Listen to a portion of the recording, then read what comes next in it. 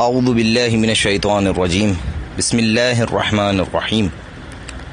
الحمد للہ رب العالمین والصلاة والسلام علی محمد وآلہ الطاہرین اللہم صل علی محمد وآل محمد۔ سب سے پہلے آج کی شب کی مناسبت سے تمام دوست احباب مومنین و مومنات کی خدمت میں تسلیت پیش کرتے ہیں امام محمد باقر علیہ الصلاۃ والسلام کی شہادت کی، اور دعا گو ہیں کہ خداوند متعال ہم سب کو یہ توفیق مرحمت فرمائے کہ ہم سب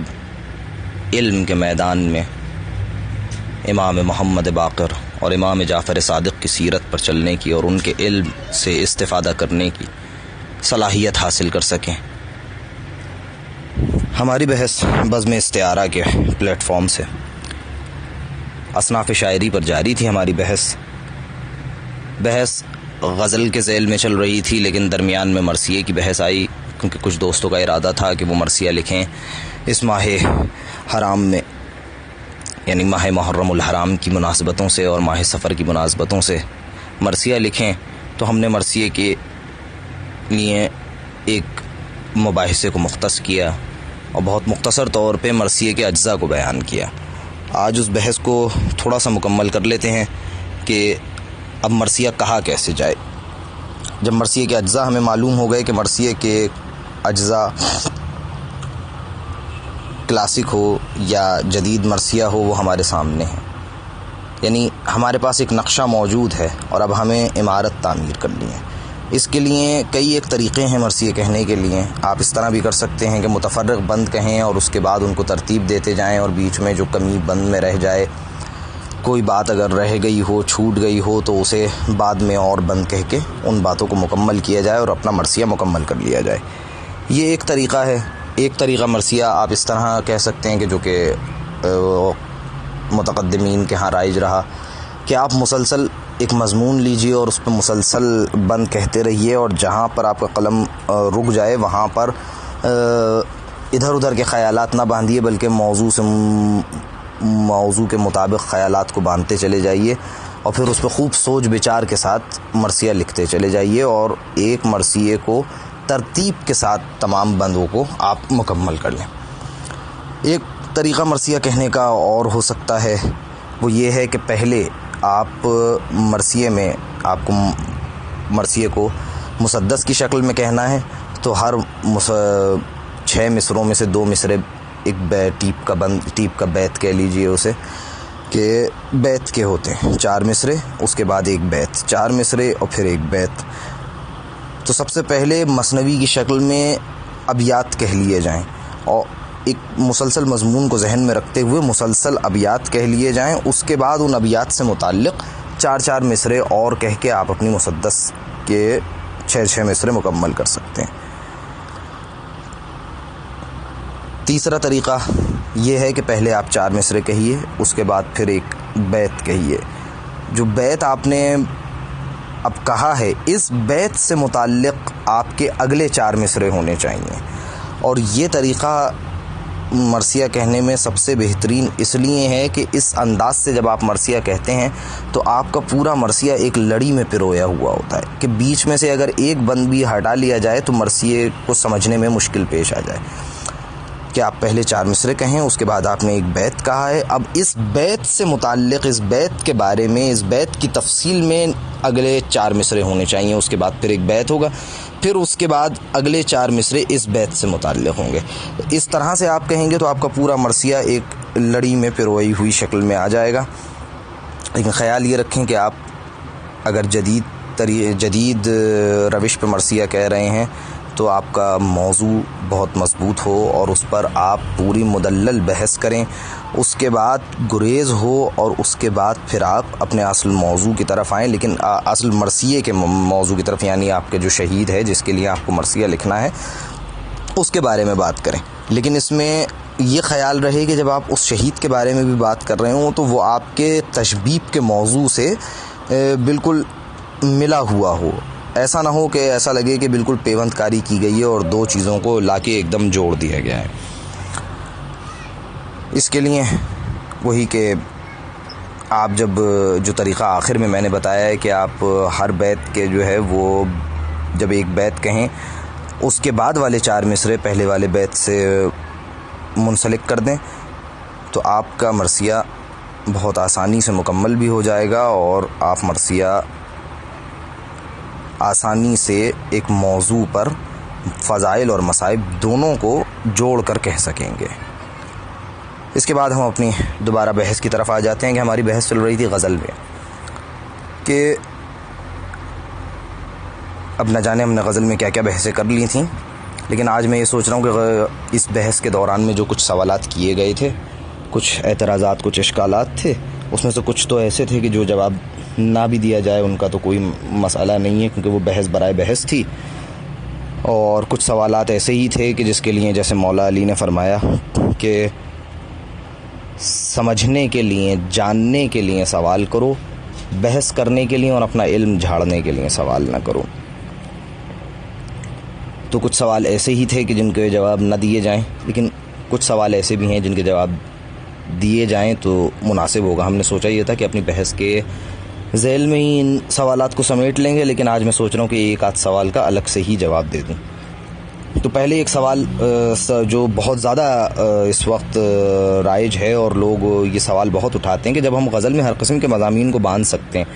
جب ہمیں یہ اجازت ہے کہ ہم غزل میں ہر قسم کے مضامین کو باندھ لیں، تو پھر کیوں منقبت، نعت، نوحہ، سلام، یہ اشعار اگر ہم غزل میں لائیں تو بعض لوگ اعتراض کرتے ہیں کہ یہ شعر غزل کا نہیں ہے۔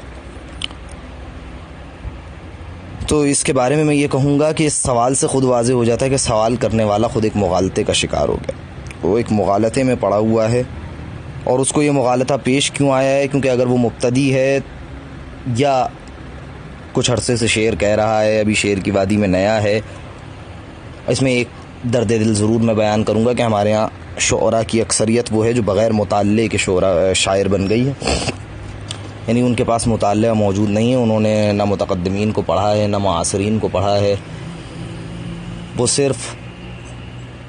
اور صرف اپنے ذاتی علم یا اپنی ذہنی علم، اپنے خیال کی بنیاد پر وہ اشعار کہنا شروع ہو گئے ہیں، اور محفلوں میں داد سمیٹنے کے بعد اب وہ خود کو بہت منجھا ہوا شاعر بھی سمجھنے لگے۔ خیر، اس بحث سے نکلتے ہیں اور دوبارہ اپنی بحث کی طرف آتے ہیں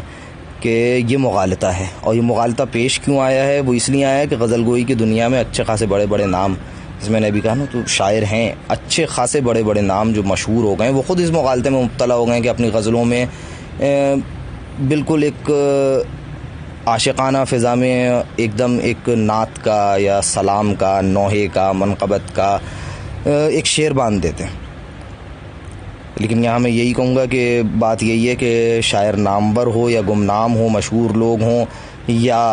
غیر معروف لوگ ہوں، غلطی کسی سے بھی ہو سکتی ہے، کہیں بھی ہو سکتی ہے، اور کسی وجہ سے بھی ہو سکتی ہے، اس کی بہت ساری وجوہات ہو سکتی ہیں، تو کسی بھی وجہ سے آپ غلطی میں مبتلا ہو سکتے ہیں، اس میں کوئی مسئلہ نہیں ہے۔ لیکن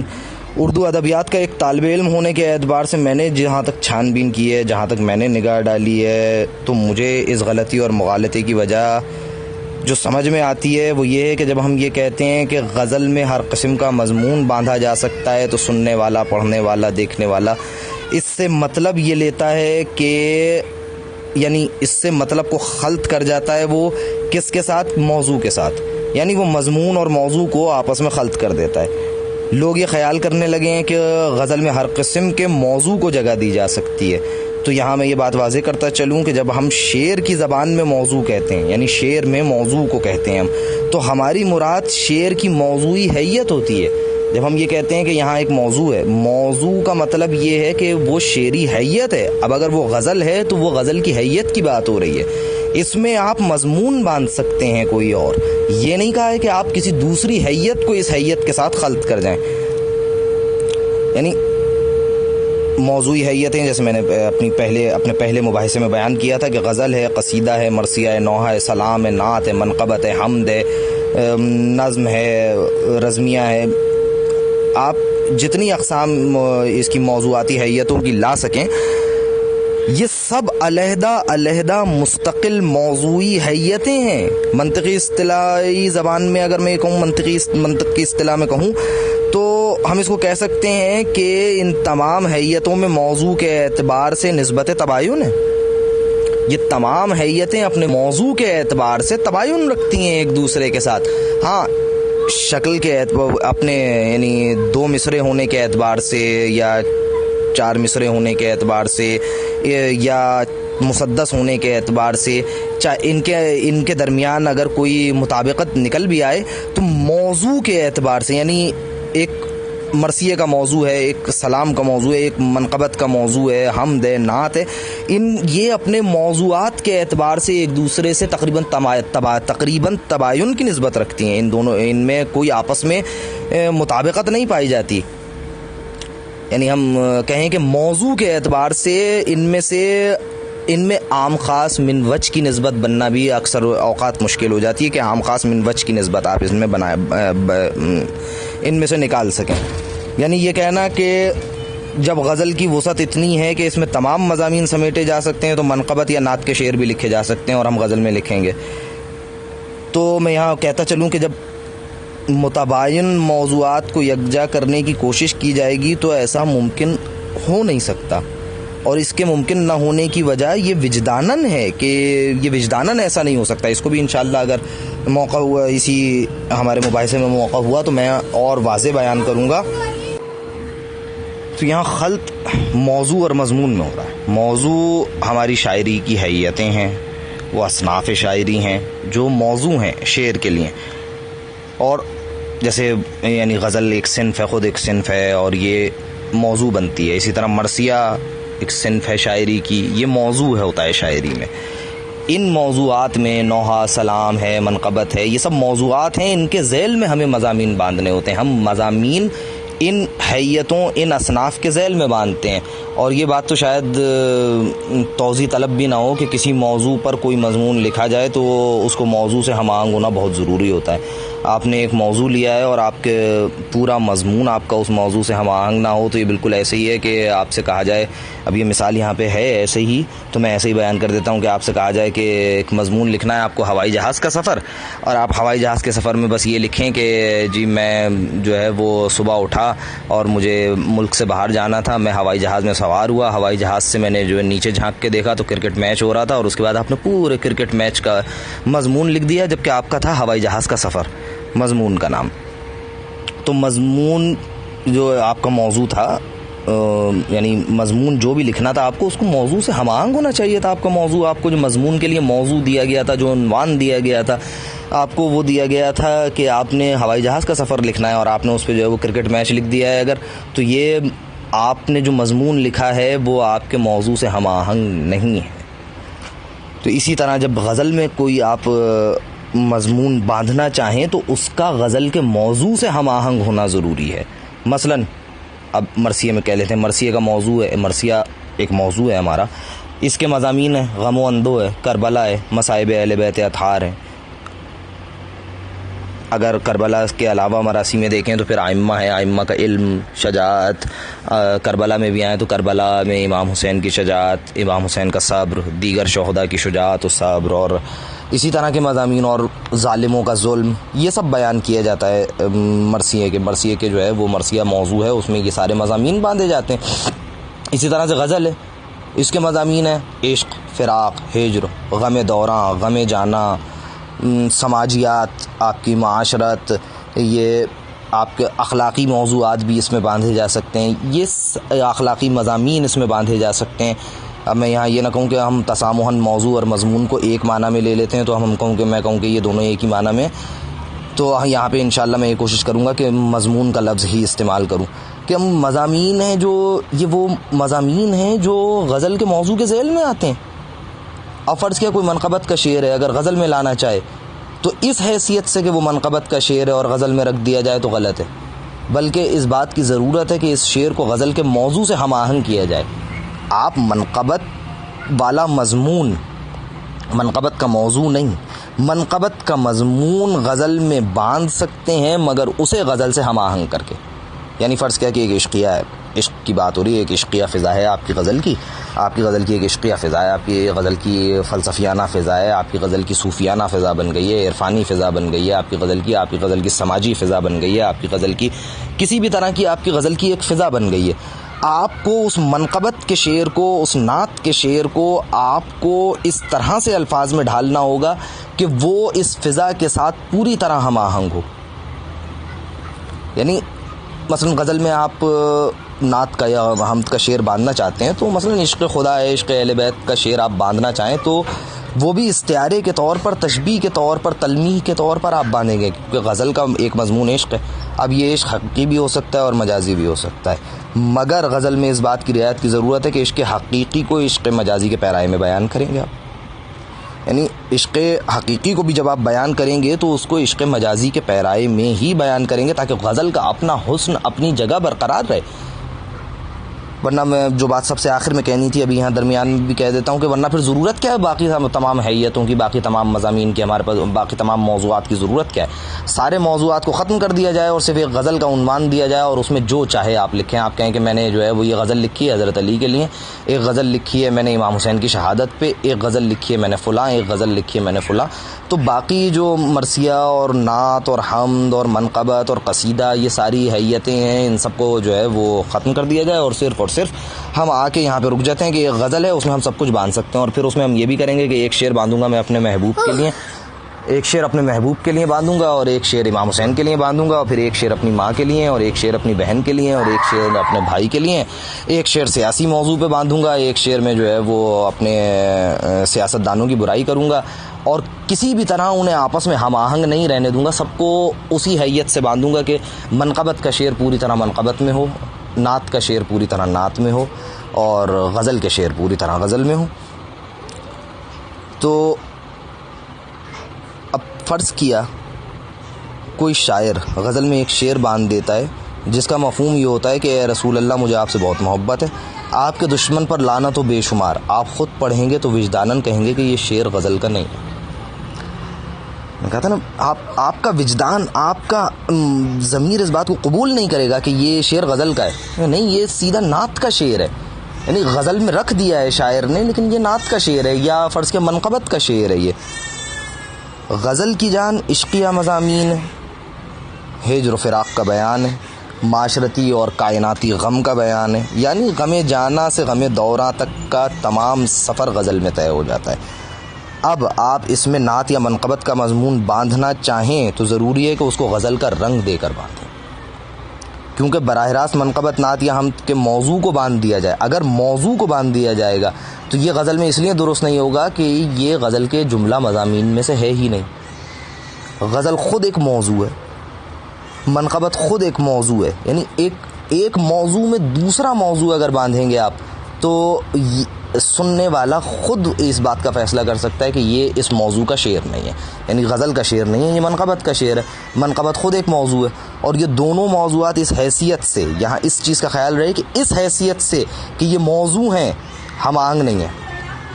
اب ایسا شعر جو خالصتاً نعت کا ہو وہ نعت کی صنف میں چلا جائے گا، اور قاری یا سامع بآسانی اندازہ لگا سکتا ہے کہ غزل میں ایک نعت یا کسی اور صنف کا کوئی شعر زبردستی داخل کر دیا گیا ہے۔ اس سے یہ بات واضح ہو جاتی ہے کہ شاعری میں یہ بات جائز نہیں ہے کہ دو اصناف کو آپ باہم مخلوط کر لیں۔ ایک صنف کے مضامین کو دوسری صنف میں باندھا جا سکتا ہے، مگر ایک صنف کو اٹھا کر دوسرے صنف میں رکھ دینا کسی طور جائز نہیں ہے۔ دو اصناف کو مخلوط نہیں کیا جا سکتا۔ جب یہ کہا جاتا ہے کہ غزل میں اتنی صلاحیت ہے کہ وہ ہر قسم کے مضامین کو اپنے اندر سمیٹ سکتی ہے، تو اس کا مطلب یہ ہرگز نہیں ہے، کم از کم میرے نزدیک تو اس کا مطلب یہ ہرگز نہیں ہے کہ وہ تمام اصناف کو، یعنی یہ غزل تمام اصناف کو اپنے اندر سمیٹنے کی صلاحیت رکھتی ہو۔ یعنی مطلب آپ کہیں کہ غزل ہے یا اور دیگر موضوعی اصناف ہیں، مثلا غزل میں مرثیہ لکھ دیا ہے، غزل میں نعت لکھ دی ہے، یا غزل میں نوحہ لکھ دیا ہے، سلام لکھ دیا ہے، تو بھائی غزل میں یہ موضوع نہیں بندھیں گے۔ ہاں مضامین بندھیں گے، وہ بھی غزل کے موضوع میں رہتے ہوئے۔ پھر ہم اس طرح نام دے سکتے ہیں کہ میں نے ایک منقبتی غزل لکھی ہے، میں نے ایک نعتیہ غزل لکھی ہے، یعنی غزل کے موضوع اپنی جگہ باقی رہے گا، اس میں ان مضامین کو غزل کے اعتبار سے سمیٹا جائے گا کہ ممکن نہیں ایک صنف ایک حیت دوسری حیت میں داخل ہو جائے، تو اس کو یوں کہیں گے کہ یہ بالکل ایسے ہی ہے کہ اب غزل کی حیت میں رہتے ہوئے کوئی دوسری حیت اس میں داخل کرنا چاہیں تو جیسے ہی قصیدہ لکھتے لکھتے کہیں گے کہ میں نے قطعاً 6 مصرے کہے ہیں، یعنی بالکل میں آپ کو اس کی ایک مثال دے رہا ہوں کہ آپ کہتے ہیں قطعاً میں نے 6 مصرے کہے ہیں، آپ ایک حیت کو دوسری حیت میں داخل کرنے کا اپنے ذہن میں رکھیے گا کہ میں نے قطعاً 6 مصرے کہے ہیں اور ان کی حیت مسدس والی ہو، یعنی 4 مصرے ایک قافیہ ردیف میں ہو، پھر ایک بیت ہو جو دوسرے قافیہ ردیف میں چلا جائے، اور اس سے پہلے 4-5 شعر ہوں اور اس کے بعد بھی 4-5 شعر ہوں، تو ہر سننے والا بہت آسانی کے ساتھ، ہر سننے والا پڑھنے والا بہت اطمینان کے ساتھ اس بات کا فیصلہ کر سکتا ہے کہ شاعر نے یہاں صریح غلطی کی ہے، بہت یعنی واضح اور بڑی غلطی کی ہے شاعر نے یہاں پر، یا اس کو اگر کوئی معتبر شاعر ہوگا تو قاری اس کا یہ کہے گا کہ یہاں شاید کاتب نے، اگر وہ کتاب میں پڑھ رہا ہے تو کہے گا کاتب سے کوئی غلطی ہو گئی ہے جس نے قصیدے کے درمیان میں مسدس کا ایک بند لکھ دیا ہے،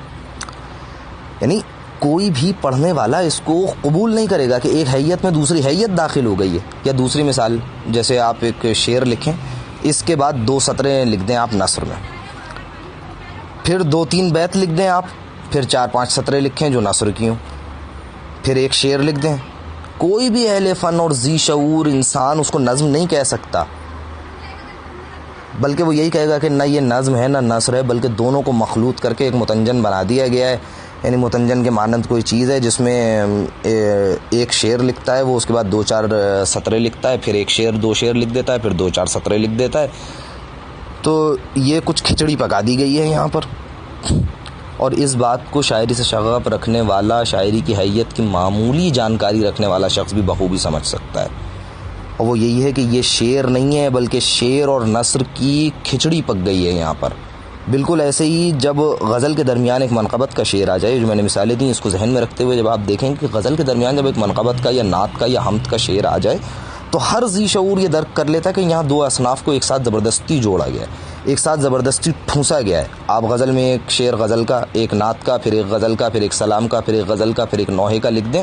آپ لاکھ اس کو غزل کہیں مگر وجداناً یہ بات قبول نہیں ہو سکتی، یعنی بدیہیات میں سے ہے کہ یہ آپ نے جو لکھا ہے اس میں سے آپ کے 3 شعر غزل کے، ایک شعر منقبت کا، ایک شعر سلام کا ہے، تو آپ کا وجدان اس بات کو، یعنی وجداناً یہ بات قابل قبول ہی نہیں ہے کہ اس کو مکمل غزل یا مکمل منقبت یا مکمل نوحہ یا مکمل سلام یا مکمل نعت یا مکمل حمد یا کچھ اور کہا جا سکے، بلکہ ہر سننے والا اور پڑھنے والا یہی کہے گا کہ یہاں چند اصناف کو باہم مخلوط کر دیا گیا ہے، اور سب غزل کے شعر کو غزل کا شعر اور دوسری اصناف کے اشعار کو ان کی متعلقہ اصناف کے ساتھ علیحدہ علیحدہ بیان کریں گے۔ آج کی ہم اپنی بحث کو یہیں ختم کر لیتے ہیں، اور یہاں کچھ لہجہ اگر تلخ رہا ہو تو اس کے لیے معذرت۔ تو یہاں پر ہم آج کی بحث کو تمام کرتے ہوئے آپ لوگوں سے اجازت چاہیں گے، اور انشاءاللہ کوشش یہ ہوگی کہ اگلے پیر سے پہلے ہی ہونی، تو یہ پیر کو درس یہ مباحثہ ہونا ہوتا ہے، لیکن کچھ مصروفیات کی بنیاد پر، کچھ مصروفیات کی وجہ سے میں پیر کو نہ کر سکا، تو شاید یہ اب رات کو 12 بجے کے بعد ہو، تو منگل کے دن یہ درس آپ لوگوں تک پہنچے، تو اس کے لیے معذرت کے ساتھ، اور کچھ تلخ لہجے کی معذرت کے لیے، لیکن یہ باتیں ضروری تھیں۔ اب اسی ضمن میں، اسی ذیل میں ایک آدھ بحث اور ہے، وہ انشاءاللہ ایک آدھ مباحثے میں کر کے اور پھر دوبارہ اپنی غزل کی بحث کی طرف آ جائیں گے، تاکہ اس بحث کو مکمل کریں اور غزل کی صنف کے بعد دیگر اصناف شاعری کی طرف جائیں، اور اس سفر کو بعد میں شعر کی صنعتوں اور ثنائے بدائے کی طرف لے کر جائیں۔ آپ لوگوں کے حوصلے کا بہت شکریہ، اور گزارش میری یہی ہوگی کہ اپنی قیمتی آراء سے مجھے ضرور نوازیے گا۔